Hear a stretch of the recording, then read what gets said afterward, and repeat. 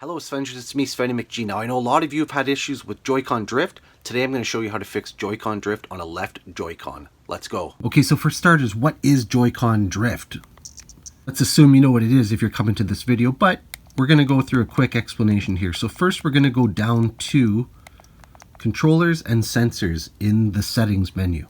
Here we're going to go down to update controllers. It's always a good idea to run this first. Now in this case I had done this just previous, but it does send any updates available to your Joy-Cons, which is always helpful to start. Next here we're going to go to calibrate control sticks. So it says just rock the one you want to do. So here I'm going to go with the green.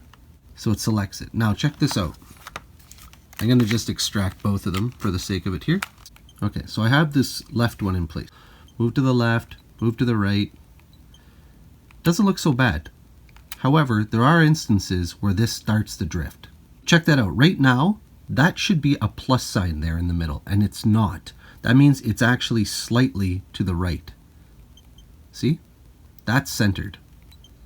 So if it gets stuck there, see how it slowly drifts back sometimes? If it gets stuck there, we're actually going to start moving to the right on screen. Now there should be quick fast snapback. Like from top down, bottom down, it's usually not too bad. From the right, you've seen sometimes it gets caught and it just doesn't hit center. Again, just kind of hung up there. Now see that on the left side? Look at that. It's tweaking, so it's actually going somewhere, a little bit up, down, left, right, somewhere, but it's not centered, so that's a problem. What I did find before, of course, off camera, was this always drags left. And I don't have any good examples prior to that one we saw just a little bit earlier there where it kind of was hanging up and like drawing back a little bit slower. But generally this is just hanging out down here. Now full disclosure, I did loosen and retighten the screws on the back once already. So that seems to have almost course corrected it just naturally there. But what we're going to do is we're actually going to open this up and apply a technique that VK found that seems to be flawless. It's been getting rave reviews, IGN, everyone's picking it all up, indicating that this is the way to do it. Look at that. And we're going to go ahead and do that right now. All right, now this is a little precision set that I got here from Canadian Tire. It's a Mastercraft. Now it's pretty great because it does have some little of the Y-shaped game bits here, things like that. Unfortunately, this here uses these tiny, the little Y-shaped ones. And unfortunately, they are Y00s. So I have a Y1, a Y0, but I don't have a 00, which means that this is going to get close, but it's just going to keep spinning. It's not going to connect. Now what I found was that the 1.3 Phillips head was the perfect size. It's a tiny little guy. However, it's able to actually fit in at least one of the channels down through to the center of the Y shape. And for that reason, it's actually able to turn it without stripping the screws or anything. No problem. So I'm going to go ahead and take out 1, 2, 3, and 4. Now these little screws are tiny, so make sure you don't lose them. Now to open this, I've seen someone such as IGN use like a guitar pick, but you still need to just get in there and get around. I have half decent fingernails right now, so I'm just going to go ahead and pop it. The channel part is connected to the top. Very carefully now, very important. On this side here of the bridging, there's cabling. So lift it up, but just gently bring it back. We don't want to go ahead and rip these cables or anything. Now, should you ever need to, at least at this point, this is how you'd get in and get to the battery and change it out. For now, what I'm going to do is, you can see here, I can use my flathead. This is probably where a spudger or something would come in nice and carefully, but I'm just going to go gently and lift this. You have to kind of break a seal here, not because of the framing, because quite literally underneath it's sealed. There's tape. I have a shiny piece of tape here and another piece of tape there. Now underneath there's another 4 screws here. These are Phillips. These are insanely tiny screws. So again, be very careful. You don't want to lose these. I mean it. This is a DS game. That's the screw. Tiny. Just to confirm again here, I'm actually using a Phillips head PH00 for these screws. Now before I go and lift this tray up, there's one more. Miss this guy over here, there's a 5th off to the side here. Now I can lift that tray up. I still have that screw kind of dangling there. Just note that it is connected top side because it's connected to the bumpers here. There's that little 5th screw. I'm going to put it in with my kit. All right, so with that tray up, I did get this bumper knocked out here, but that's okay. I'll put that back in afterwards. But this is where we need to get to. This is where the thumbstick is sitting for the left stick here. So underneath here, the issue that's explained is that once the bracketing here starts to go, then the stick sits a little bit loosey-goosey and it kind of has too much play. It's able to bobble around in place. So the way we're going to fix that is we're going to take a piece of cardstock, basically a business card, and we're going to use this. Get a regularly firm one. You want to use something thicker than a piece of paper, and this is a pretty good card right here.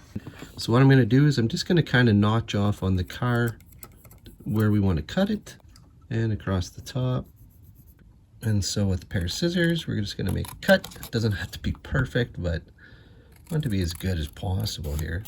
And with this, we don't need to paste it. We don't need to glue it or anything in shape or form. Just get it to sit on place, because now that is going to get pressure applied from the tray here again, and that's going to cinch it down in place.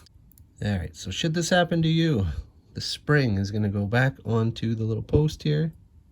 And now the top, you're going to spring it in, and the top flap goes under that tab here, and this one comes around the side, so they both go in and hold it in place.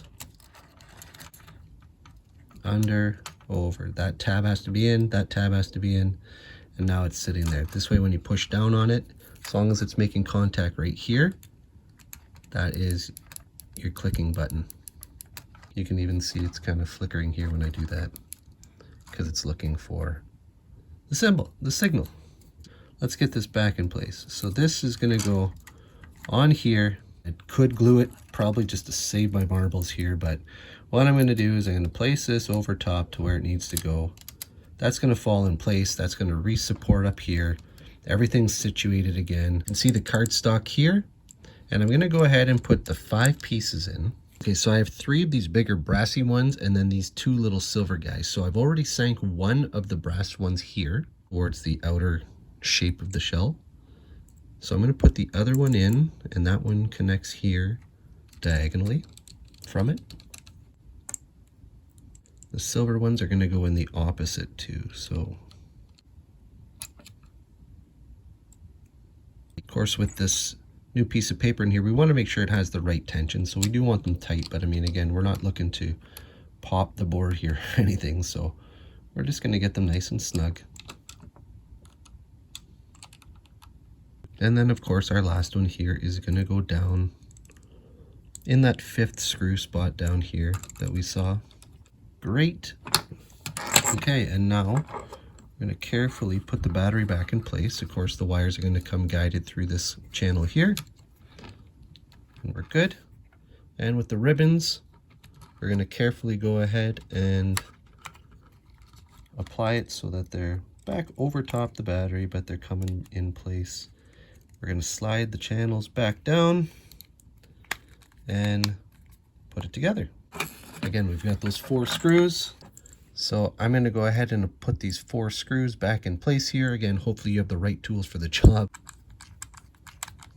Okay, with the screws back in, let's go ahead and see how it works here. So I'm going to go ahead and put this guy down.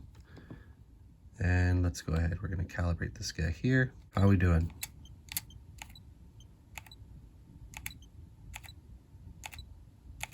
Okay, so first thing I saw there was a little bit of hold right there in the middle. So what I did was just went to calibrate. Only calibrate if there's a problem. Yeah, there was a problem. So we're going to go ahead and do this. We're going to move the stick forward. They want it to move to the right, so we're going to snap it to the right. We're going to snap it down. We're going to snap it to the left. Snap it up. Now it wants to go in a circle 3 times clockwise, right? So we're going to go 1, 2, 3. Calibration complete. Now, let's see what we got.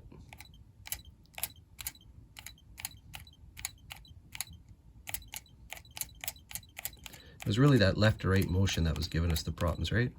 So with it in place and it being calibrated, it didn't just fix it automatically. It had to be recalibrated. But once recalibrated, I don't see any of that holdup from before. For now, I'm going to say, hey, we did it. Control stick is working perfectly. Stay tuned. We're going to cover that right Joy-Con next. Thanks for watching. I hope you found this video helpful. If you did, please consider liking and subscribing, as it always helps grow my channel. Until then, take care. Be good to each other. Bye now.